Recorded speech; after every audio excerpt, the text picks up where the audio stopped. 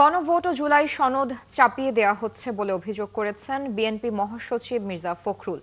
রবিবার ঠাকুরগাঁওয়ে তিনি বলেন, যে সংকট চলছে তা তৈরি করা নাটক, আর নির্বাচনের দিনই গণভোট হতে হবে বলেও দাবি করেন মির্জা ফখরুল। এদিন নিজ নির্বাচনী এলাকায় বিভিন্ন জনের সাথে মতবিনিময় করেন তিনি। শফিকুল হকের প্রতিবেদন।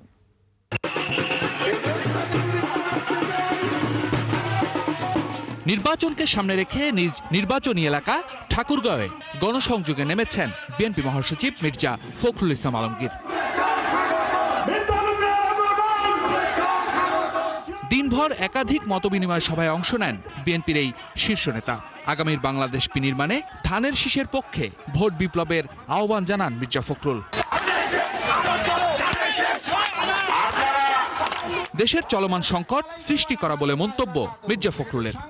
আরেকটা চালবাজি, মতলববাজি, এই দাবি তুলে ঢাকাতে একটা আন্দোলন তৈরি করে মব স্ট্রিং দেখায় বাধ্য করা সরকারকে দিবা হবে। নির্ধারিত সময়ে নির্বাচন দিয়ে অন্তর্বর্তী সরকারকে শান্তি ফেরানোর আহ্বানও জানান বিএনপি মহাসচিব। সাধারণ মানুষ আপনারা এত কিছু বোঝেন, সত্যি কথা বলেন তো, গণভোট সনদ এসবকে আমরা বুঝি,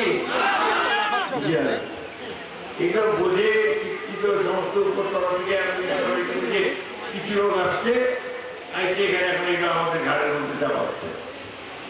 আমরা মানি নিচ্ছি যতগুলো পরিবর্তন করতে চায়, সংস্কার করতে চায়, সেটা আমরা রাজি আছি, কিন্তু যেটা রাজি হবো সেটাই শুধু আসবে, যেটা রাজি হবো না সেটা পার্লামেন্টে যাবে।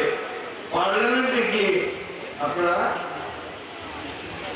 তর্ক বিতর্ক হবে, ভোটাভুটি হবে, সেখানে বিপন্ন গণতন্ত্র পুনরুদ্ধারে ভোটাধিকার নিশ্চিত করতে হবে জানিয়ে সবাইকে ঐক্যবদ্ধ থাকার বিকল্প নেই বলেও মন্তব্য করেন দলটির এই শীর্ষ নেতা। আমাদের শেষ নির্বাচনে আপনারা আমাকে সাহায্য করবেন, সহযোগিতা করবেন।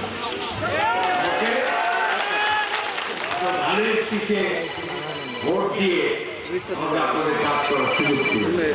শফিকুল হক, ৭১।